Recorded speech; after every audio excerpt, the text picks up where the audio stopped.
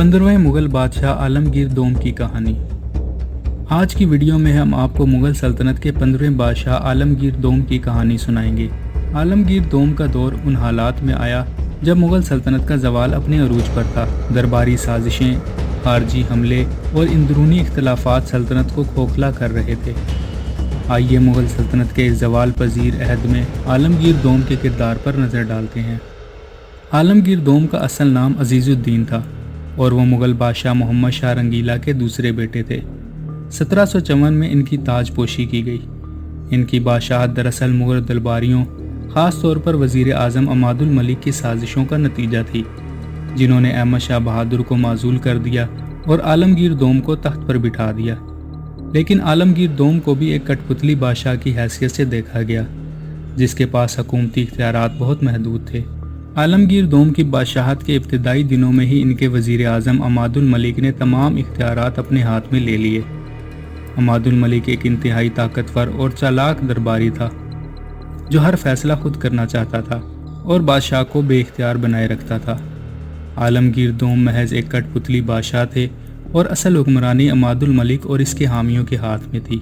1757 में अफ़गानिस्तान के बादशाह अहमद शाह अब्दाली ने हिंदुस्तान पर एक बार फिर हमला किया। अहमद शाह अब्दाली ने दिल्ली पर कब्जा किया और मुगल सल्तनत को एक बड़ी शिकस्त दी। आलमगीर दोम और इनके दरबारी इसी अलगार को रोकने में मुकम्मल तौर पर नाकाम रहे।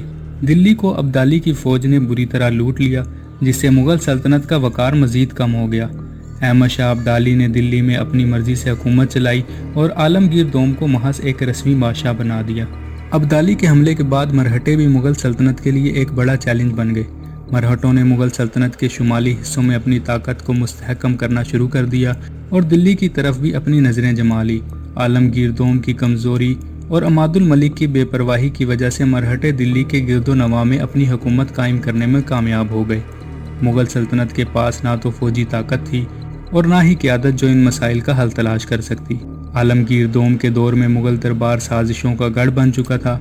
मुख्तलिफ दरबारी और अमादुल मलिक के हामी अपने मफादात की खातिर एक दूसरे के खिलाफ साजिशें करते रहे। इस बदउनवानी और इक़्तिदार की खींचातानी ने मुगल सल्तनत को अंदर से कमज़ोर कर दिया। आलमगीर दोम की बेइख्तियारी और दरबारियों की आपस में लड़ाइयों की वजह से सल्तनत मज़ीद बहरान का शिकार हो गई। आलमगीर दोम की बादशाहत का इख्तिताम भी एक साजिश के नतीजे में हुआ।